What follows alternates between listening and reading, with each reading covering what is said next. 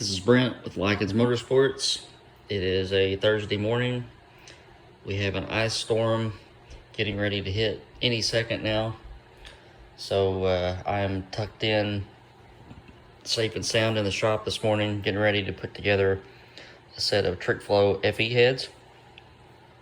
These came in yesterday, and we ordered bear heads so that I can custom assemble these for a customer, Mr. Mike, who has a FE with a solid flat tappet camshaft combination. So with the solid flat tappets, I like doing things a little bit differently, just so I can set up the valve springs appropriately. And we're going to go with some comp cams valve springs, and we'll set those up for the spring pressures that he needs, and I'll also leave out the inner springs so that he can do his cam break in with less spring pressure. So I'll get these unboxed and set up on the bench, and we'll go over what work has to be done. Unbagged out on my bench here.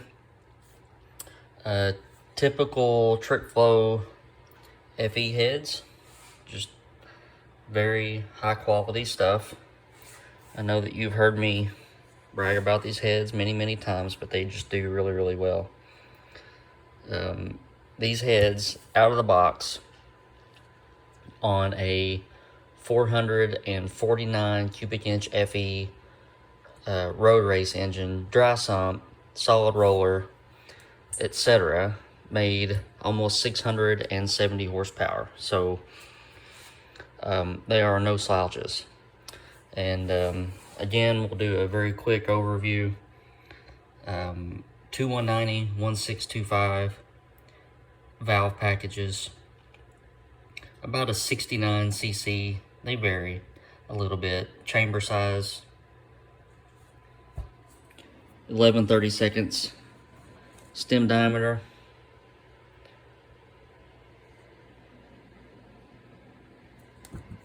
High quality parts. So the first thing that I normally do when I get these, even if they're assembled, is tap that feed hole for a 12/24 thread size. And Mr. Mike, if you're watching, since you will be oiling through the heads, I would just take a set screw, a 12/24 set screw, and drill about a 70 thousandths hole in it, and thread that in the hole, and that will give you sufficient oil for your rocker arms that you plan on using. So you can actually go a couple of different ways with an FE, even on a solid flat tappet. If you use a small block forward lifter, small block forward lifters oil through the push rods. So with the right setup, say if you were using a T&D street rocker or something like that, you could potentially oil just like a small block Ford does, through the lifter, through the push rod, and you would completely block this off. But with typical, and when I say typical FE rocker systems, I'm saying the ones that use the ball and cup push rods and traditional FE lifters, then you would just restrict this down, because that's a pretty big hole, and that'll pass a lot of oil. So we don't want that much oil up top. But that's what I'm gonna do next. I'm gonna get these holes tapped, and then I'm going to get the heads cleaned, and then we can take a look at the valve package. Here's my weapon of choice for when I do this. I just use a very small T-handle tap driver with a long shank tap, and that lets me get up out of the way of the cylinder head, where I can tap this to about, I don't know, about a 1/2 inch depth and not hit anything. But makes things a lot easier. Alright, so here's the typical valve package that comes with the trick flow heads. It's a 2190, 11/32 stem. The valves out of the box come with a 45-degree seat angle with a 30-degree back cut. You can see that there. The valves are long, and with a larger head valve and a longer valve, you get a little bit of weight to them. That's why I like to run a little bit more spring pressure with these than some of the other combinations. Intake valve is a 1625. So they are 50 thousandths longer than a normal FE valve. Normal FE stuff is around 5,450. These are around 5,500. And as we talked about in past videos, I think that's to get away from the raised stand height. These heads were designed to use Harlan Sharp rocker systems out of the box. And typically when we use Harlan Sharp rocker systems on other heads, we have to shim them up to get the geometry correct. So Trick Flow just went ahead, and you can see this big huge distance here. This is a lot thicker than normal, but they're meant to just bolt those Harlan Sharp stuff on out of the box, and the stand height is pretty much correct. So they played a little bit with the valve lengths and that sort of thing. If you use other rocker arm systems, T&D, factory stuff, even like my non-adjustable rockers with precision oil pump stands, then the stands have to be shortened, and that will depend on what your application is. So next step is we're going to lap these valves in. The heads already come with a valve job done, and they look really good, but I'm going to lap the valves in anyway, and then I'll get back to you. Our valve guides have been cleaned, valves have been lapped, heads have been cleaned, and we're starting to do some mock-up on our install heights. If you haven't watched the video that I posted last week on measuring install height and how that figures into your valve spring calculations, then I'll put the link up to that right now.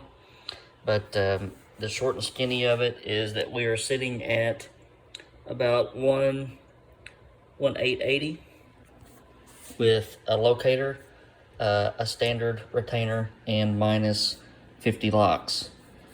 So Mr. Mike's cam is a custom solid flat tappet that I have spec'd, and the intake lift would be 633 with a 176 rocker ratio. That's gross, no lash. And on the exhaust side, we are at 660. So I'm figuring for about 18 thousandths or 20 thousandths lash, and setting up my valve springs. So these Comp 914 springs are rated at 1/800 seat, or 1/800 install height, with 165 pounds of spring there. If we go at 1/880, then we are at about 135 pounds, and that puts us at 360 pounds on the open side. So let's talk a little bit about flat tappet cams and what's needed for spring pressure and what's needed for lifters and that sort of thing. So this is going to be not a high RPM engine. So obviously as RPM goes up, then you need more spring pressure. This is going to be somewhere around a 6,000 RPM deal. And so with the lobes that I chose, they're not very aggressive, probably about medium range. When you start getting into really aggressive solid flat tappet lobes, then you need to get into some specialized oiling procedures. The lifters have to have an EDM hole in the bottom of them so that they can oil directly to the cam lobe, so it will eliminate any further chances of lobe wear or lifter wear. Also at that level, I would recommend doing a nitrided camshaft, but at these RPM levels, those things are not needed. So we're just going to run a standard cast iron core cam with no treatment and some regular Crowler lifters. So we're going to set our spring pressures up here, and like I said, it's going to be about 135 pounds on the seat and 350 or 360 pounds open. If this were a higher RPM engine with the EDM lifters and that sort of thing, then you can increase the spring pressures, and I generally try to run about 160 pounds or thereabouts on the seat, and anywhere from 400 to 425 pounds open, depending on the camshaft. But we can back off a little bit with this cam. So what I will do, I'm going to go through and map out the rest of my install heights. When we go to install the valve springs, I will remove the inner springs, and that gives you just an outer, and that's to be used for break-in. So without this inner spring, our spring pressure drops down to about 80 pounds seat and 215 pounds open. So that's a really light load on the lifter and the cam load for break-in. And as always, when I do custom flat tappets, I have the lobes ground with a little bit more lobe taper, and that also helps with that break-in period. Okay, so went through here and got all the install heights adjusted. We're sitting at about 1,890 plus or minus a few, and that puts us at roughly 135 pounds seat and about 360 pounds open, and that's where we're going to be. So next step is to get the valves out, get the valve seals on, and then get the valves lubed up, installed, and the springs on. But remember to always check your retainer to seal clearance, so we will do that next. Alright, with the retainer choked up tight against the locks, I got 820 thousandths in between this TrickFlow Viton seal and the valve spring retainer. We're good for assembly. Now we have all of our valve springs lined out, and if you notice, they look really funny because they don't have any inner springs or dampers or anything in them.